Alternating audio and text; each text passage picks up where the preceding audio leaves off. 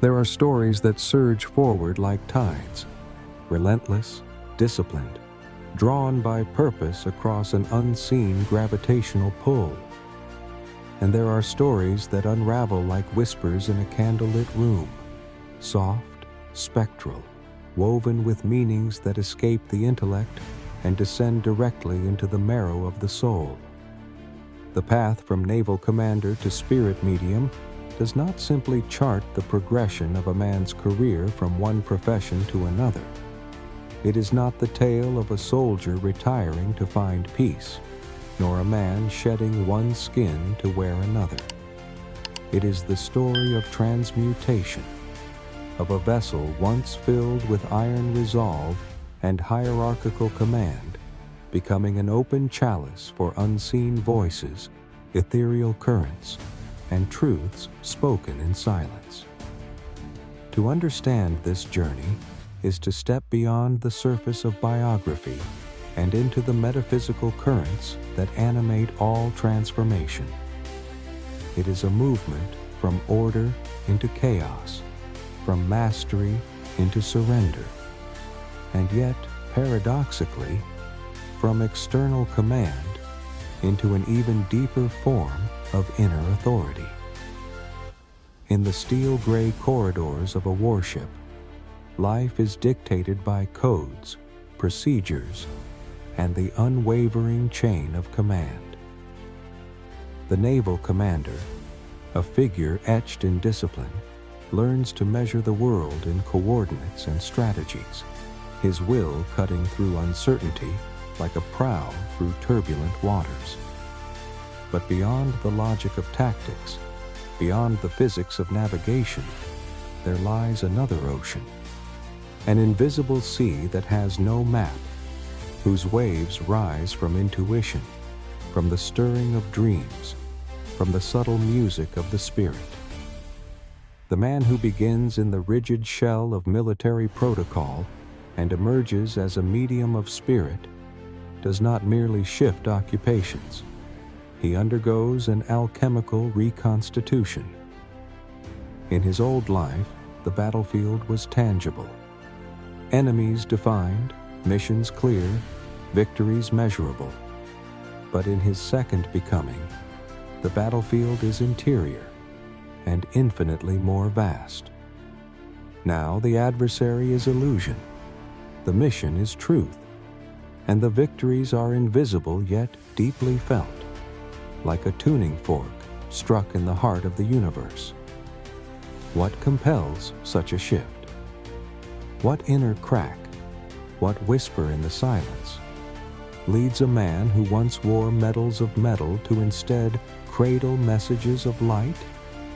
Perhaps it begins with a fracture, a moment of disillusionment, of unbearable stillness in the eye of action. Or perhaps the journey begins with a presence, a visitation from the unseen, a dream too vivid to dismiss. More often than not, it begins in both places at once, a collapse of the known and the haunting emergence of what has always been waiting beneath the surface. This is not a tale of escape from structure into mysticism, but rather a pilgrimage into the soul of structure itself. For beneath the codes of naval command lies the deeper code of cosmic rhythm, and beneath the chain of military order lies another chain, the silver thread of spiritual initiation, linking lifetimes, lessons, and latent truths. The commander who listens for sonar pings in the ocean depths, unknowingly prepares himself to listen for spiritual frequencies within the chambers of his own being. Such a journey challenges the linear mind. It doesn't unfold on a timeline of promotions and accomplishments, but coils and loops like a serpent around the tree of self-discovery. The medals, the ranks, the duty, they become symbols, like archetypal stepping stones in a mythic path. The transformation is not an abandonment of former identity, but a reconstitution, a remembering of what that identity secretly pointed toward all along. Consider the ship as metaphor. It glides over vast, unseen depths. It is built with precision, reliant on order and crew. But the sea, the sea, it is alive, unpredictable, ancient, and it holds secrets not written in any manual. The commander, for years, may chart courses and navigate storms, unaware that the greatest voyage he will ever undertake is not on water at all, but within himself. And when the time comes, when the call is heard not over intercom, but within the quiet chamber of the heart, he will disembark not onto another dock, but into the realm of spirit. There is something archetypal about this transition. It mirrors the hero's journey, the call to adventure, the crossing of thresholds, the trials, the death of the known self, and the resurrection into a new form. But unlike mythic heroes who slay dragons or conquer kingdoms, this hero dissolves the illusion of separation. He learns to receive instead of command, to feel instead of formulate, to trust the currents of the unseen rather than force the sails of control. The strength required for this journey is not less than the strength needed in war. It is simply of another kind. A strength to surrender, a courage to hear. In becoming a spirit medium, the commander does not become less of a leader. He becomes a different kind of guide. One who leads not through authority, but through attunement. His battles are waged in dimensions unmeasured by radar, and his victories are marked by healing, insight, connection. The transmission of truths from realms beyond the veil. What was once a uniform becomes a symbol of responsibility to the unseen. What was once a ship becomes his body, a vessel tuned to frequencies beyond this world. And what was once a war becomes a dance, between the ego and the soul, between the known and the ineffable. This is the beginning of our journey, a journey that does not merely recount events, but seeks to trace the energetic fingerprints left on a soul walking from the iron halls of military discipline into the luminous halls of the spirit world. It is a journey for anyone who has ever felt the tectonic shift of purpose, who has stood on the precipice between roles and heard the call of something deeper, older, and more infinite. To walk the path from Naval Commander to Spirit Medium is to undergo a sacred metamorphosis, one that is not merely external, but tectonic, internal, and multidimensional. The journey winds through paradoxes that seem, at first glance, to be irreconcilable. Logic and intuition, steel and spirit, command and surrender. And yet, at the very heart of this transformation lies the recognition that these dualities are not opposites, but polarities of a deeper unity. They are two wings of the same bird, two hemispheres of the same awakening. Beneath the titles, the transitions, and the biographical details is a living blueprint, a hidden architecture of initiation that speaks to something ancient in the soul. One of the first themes that arises in this narrative is the illusion of control versus the truth of alignment. In the military world, control is paramount. It's the backbone of survival, discipline, and victory. Orders must be obeyed, hierarchies respected, strategies executed with precision. The commander becomes a living embodiment of control, a sovereign force standing tall in the face of chaos. But when the spiritual call arrives, soft, unbidden, like a dream remembered only by the bones, that fortress of control begins to tremble. For the spiritual realm is not governed by strategy, but by surrender. Not by commands, but by resonance. It is here that a deeper truth reveals itself. Control is not power. Alignment is.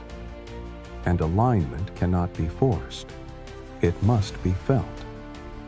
The Naval Commander, in his awakening, discovers that the truest power does not reside in commanding the external, but in harmonizing with the unseen inner tides. Where once he gave orders to crew and ship, now he listens for the voice behind the voice. The whispers of spirit, ancestors, archetypes, perhaps even divine intelligence. The posture changes from directing to receiving, but the strength remains, transfigured.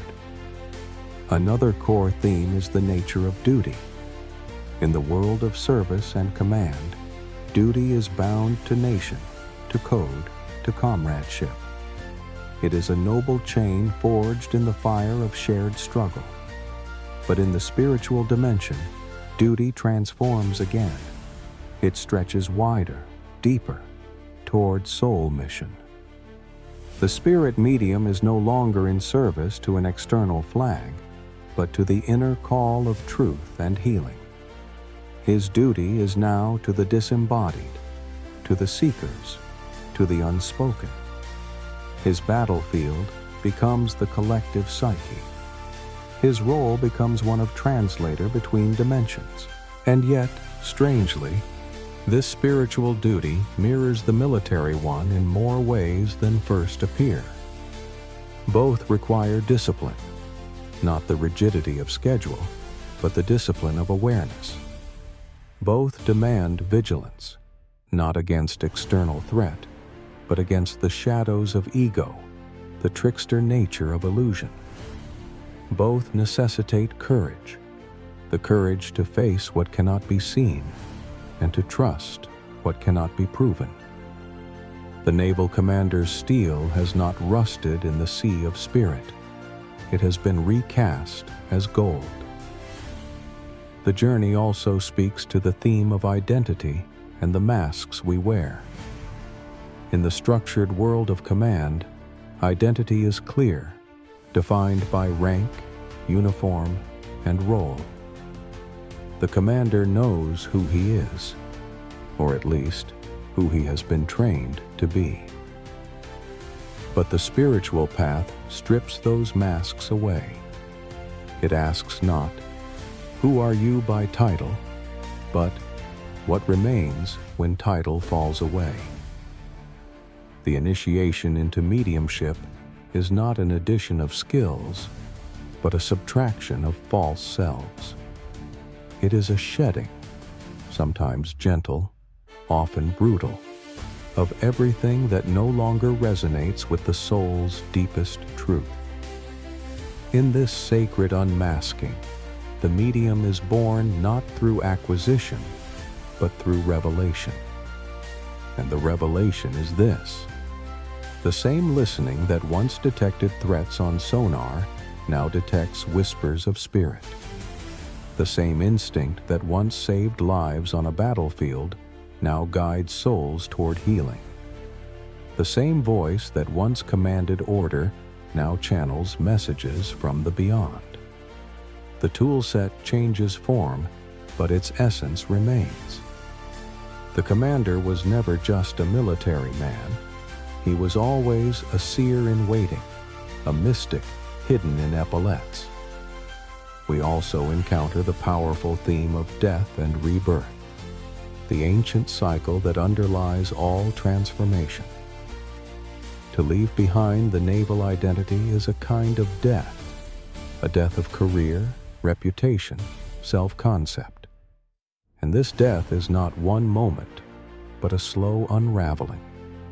Friends may not understand, colleagues may mock, family may worry. The structures that once offered identity and belonging now echo with unfamiliar emptiness. But in that void, the soul begins to breathe. The caterpillar dissolves into chaos before becoming a butterfly. So too, the commander dissolves into the unknown before re-emerging as a vessel for divine communication. And through it all, perhaps the deepest theme is one of listening. Not the listening we are taught in conversation, but the listening that occurs in the still spaces between thoughts. This journey teaches the sacred art of silence, not the absence of sound, but the presence of awareness.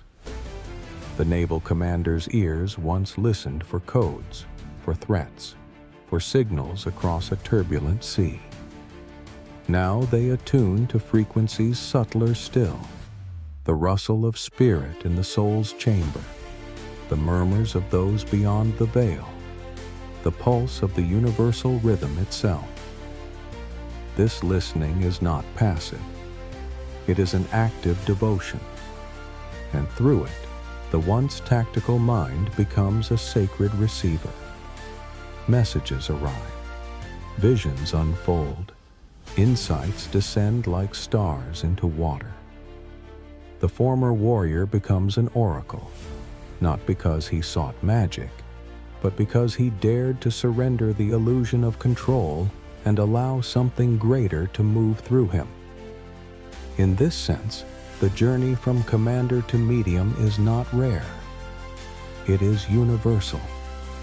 It is the path each soul must walk when it moves from doing to being, from force to flow, from self to soul. It is a return, not to something new, but to something ancient, buried beneath duty and ambition, waiting quietly in the deep. Imagine this. A seasoned naval commander stands alone on the bridge of his ship, far from any coastline, the stars occluded by thick fog. His vessel, a marvel of engineering, floats in a realm that feels more dream than ocean. No radar pings, no voices from the crew, only the hum of the machinery and the sound of his own breath. And then, silence. Not emptiness, but presence. He closes his eyes. The commander's uniform still clings to his shoulders, but inside, something is loosening, not in fear, but in reverence. This is the beginning of the myth within the man. The sea has always been more than water.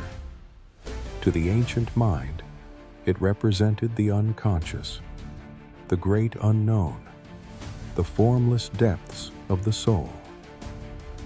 The naval commander, in dedicating his life to navigating the sea, unknowingly mirrored the mystic's quest, to cross the chaos of the psyche, to learn the rhythms of the deep, to command a vessel through the tides of the unseen.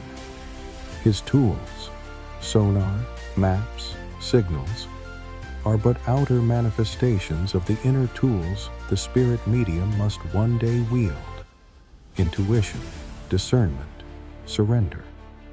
In many traditions, the sea is feminine, the great womb of mystery, the birthplace of life and dreams alike.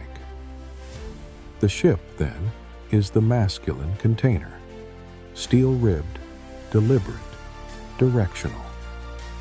And so the commander represents the archetypal masculine within the psyche, the part of each of us that must learn to contain without controlling, to steer without resisting. But when the spirit begins to stir, when visions seep in like moonlight through storm clouds, that masculine structure must soften. The ship is still needed, but its purpose shifts. No longer is it a fortress against the sea. It becomes a chalice that floats with the sea. This symbolic inversion is essential. The journey to mediumship is not a rejection of the ship, but a consecration of it. The body, once trained to act and defend, becomes a sacred receiver. The mind, once sharpened to solve and command, becomes a mirror. The heart, once armored by duty, becomes a tuning fork, struck by invisible chords that sing not of war, but of wisdom. Another image arises, a sword planted in the sand, its blade rusting gently as the tide creeps in. This sword, once raised in command, is not broken. It is being transmuted. In mythology, the sword is a symbol of will, clarity, action. But in the hands of the spirit, that same sword becomes a wand, a channel through which intention flows rather than strikes. The rusting of the blade is not decay, it is sacrifice.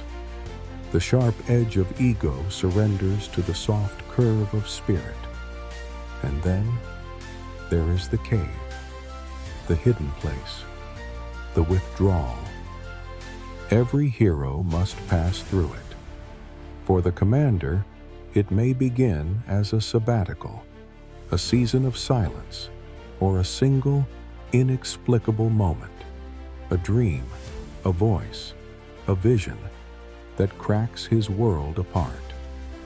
In this symbolic cave, all identities fall away. The medals, the memories, even the meaning, all dissolve into silence. This is the cocoon stage, the dark womb of transformation. And though terrifying, it is sacred. For here, the old world dies, and the new one speaks. The cave is not empty. It echoes, with the voices of ancestors, with messages from beyond, with fragments of languages not learned but remembered. In this place, the commander does not command. He listens. He does not analyze. He feels. And he begins to perceive that life, all life, is layered. That the physical is but a veil. That beneath the visible world flows a hidden current, a spiritual undercurrent, always moving, always whispering. The medium is born not from knowing, but from bearing witness to that current. Another powerful metaphor pulses through this narrative: the lighthouse. Once, the commander might have seen the lighthouse as a point of safety, a landmark, a destination. But now, he becomes the lighthouse, anchored to earth, but illuminated from within. He shines not for direction, but for remembrance. A beacon not to ports, but to souls. A bridge between the seen and the unseen. And this is the great paradox. In surrendering command, he becomes a guide of a higher order. There is also the narrative of the sacred wound, the point of rupture that allows spirit to enter. No great spiritual transformation occurs without a breaking. Perhaps the commander lost someone. Perhaps he faced a moment where all his training failed. Or perhaps he simply awoke one morning unable to silence the truth he'd long ignored. Whatever the wound, it did not destroy him. It opened him, like a crack in a shell that finally allows light to pour into the inner chamber. The wound becomes the portal. The trauma, transmuted, becomes the teacher. And within that crack, the voice. The voice that did not come from outside, but from far within, so far that it felt alien and eternal at once. This is the moment all mediums speak of. The first message, the first contact, the first knowing that cannot be traced to thought. And just as the commander once trained his men to respond to crisis without hesitation, he must now train himself to respond to this, to the call of the unseen, the navigation of realms with no compass. This journey, mythic though it is not fantasy. It is a living story etched into the collective unconscious, repeated through sages, warriors, mystics, and poets across cultures and epochs. The outer journey into leadership and war, followed by the inner descent into mystery and healing, is as old as time. It is the cycle of Shiva and Buddha, of Odysseus and Saint Francis, of the general who becomes the monk, the king who becomes the seer. It is the tale of polarity giving way to union. And so, what began as a career becomes a calling. What began as command becomes communion. And what began as a man sailing ships across the sea becomes a soul guiding spirits through the stars. It is one thing to undergo a spiritual awakening in the hush of solitude, beneath the sacred hush of meditation, or under the invisible guidance of spirit. It is quite another to return from that inner voyage and live it in the world, among traffic lights and schedules, in the presence of skeptics, and amidst the raw demands of human life. The Naval Commander turned spirit medium does not disappear into the forest or live upon a mountaintop. He brings his revelation into boardrooms, bedrooms, town halls, and trauma centers. He brings it into conversations with those who knew him before and now search his eyes for some familiar anchor. He learns to hold both worlds, the visible and the invisible, without fracture. This is where the integration begins, not in the silence, but in the noise, not in retreat, but in return. In this new life, his former training does not vanish. Instead, it becomes transmuted. The discipline that once kept a ship from capsizing now keeps his mind from spiraling in the face of disbelief or spiritual overwhelm. The meticulous attention to detail that once scoured maps and weather reports now allows him to read subtle shifts in energy, tone, or the vibration of a message received in trance. The ability to lead, forged in fire and hierarchy, now expresses itself in a quieter way, through presence, compassion, and the transmission of insight that calms another's storm. Where once he gave briefings, he now gives blessings.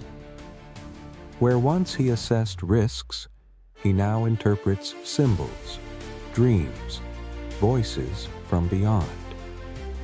But the underlying energy is not dissimilar. In both roles, he is a steward of others' safety. First physical, now spiritual. And what of credibility? The world often struggles with such transformations. A naval officer is respected.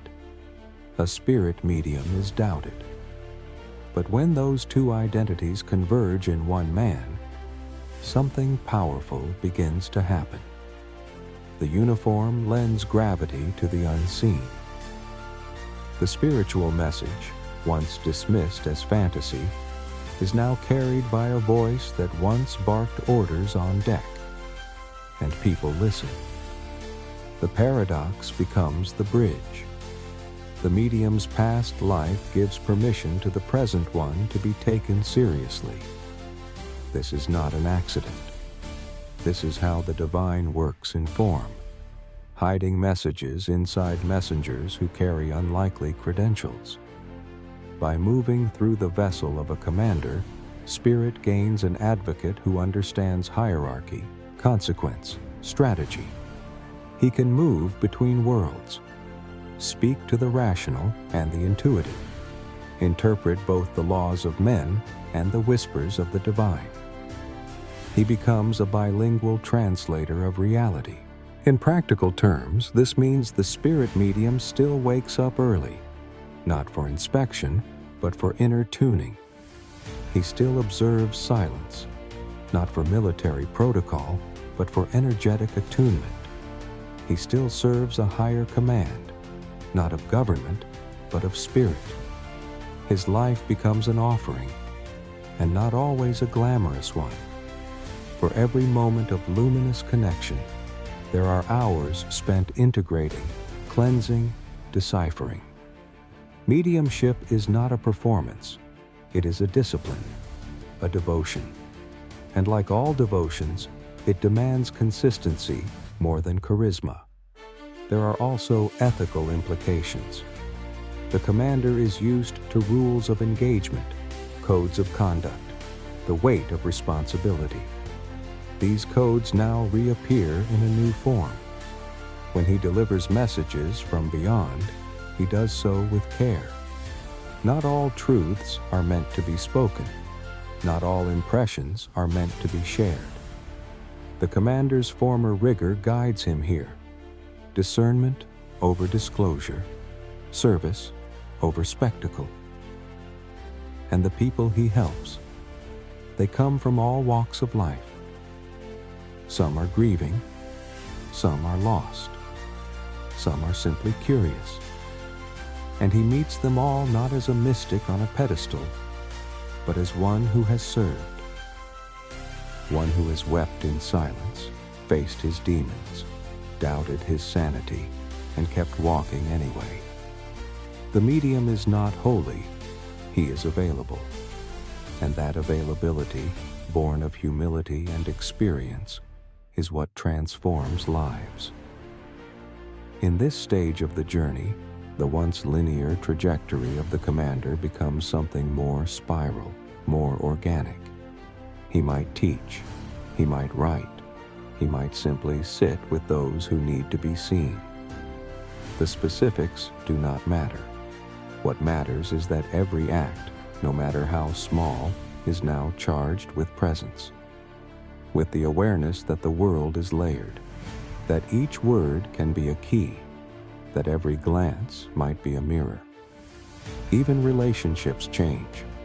Some fall away, unable to reconcile the man they knew with the soul he has become. Others deepen, becoming sanctuaries of honesty and evolution.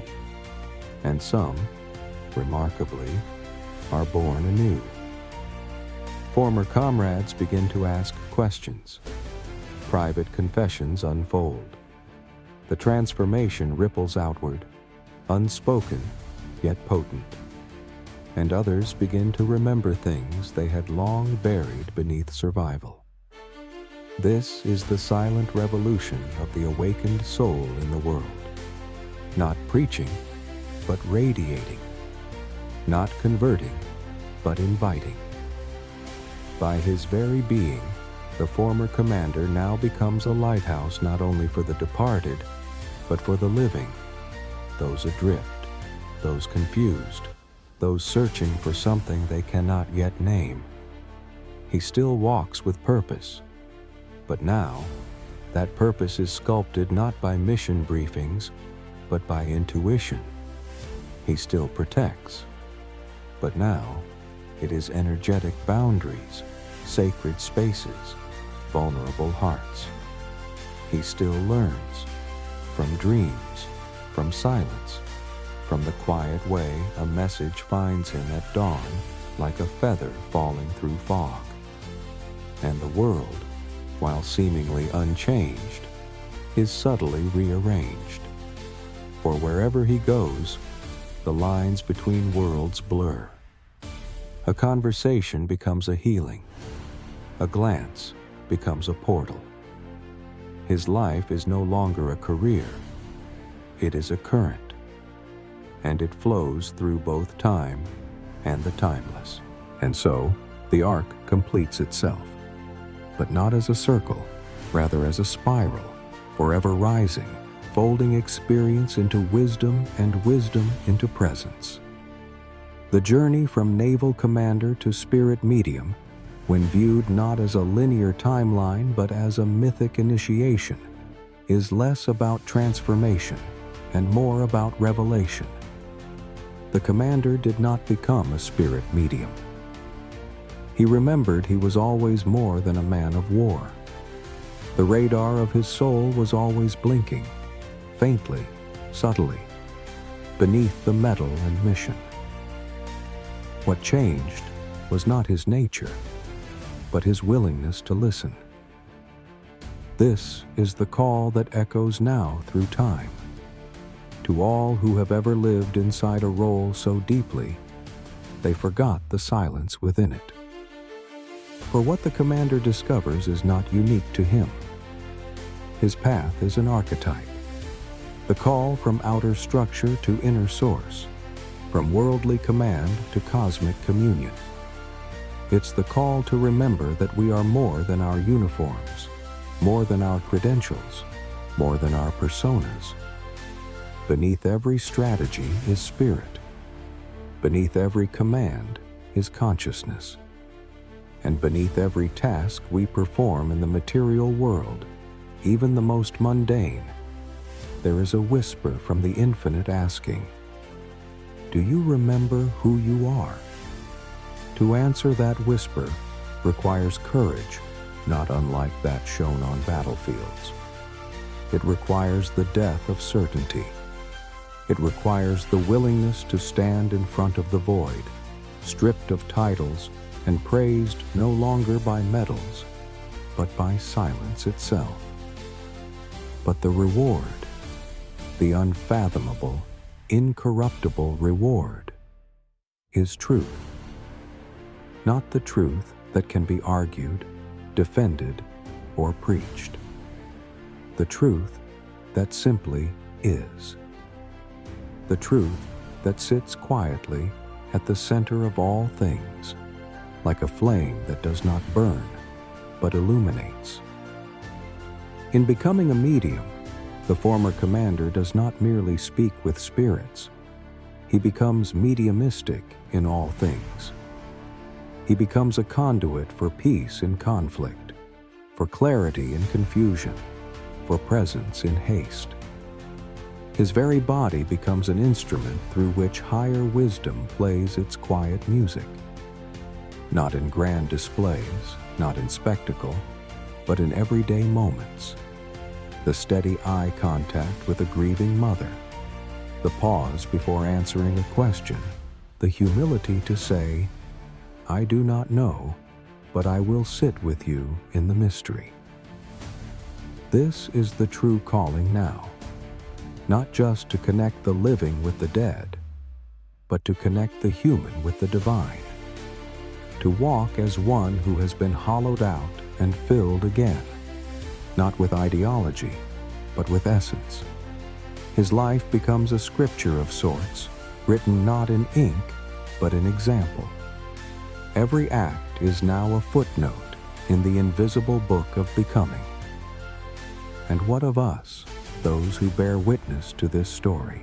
We are invited, not to imitate, but to inquire, to ask what uniforms we are still wearing out of fear, to notice what parts of our being still strive for control when surrender is being whispered, to listen for the crack in our own carefully constructed identities, where spirit might enter like wind through an unlatched window.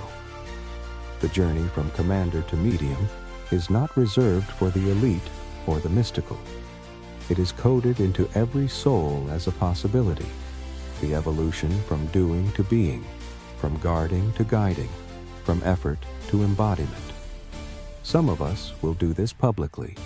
Others will do it quietly, in kitchens, in classrooms, in solitude. The form is unimportant.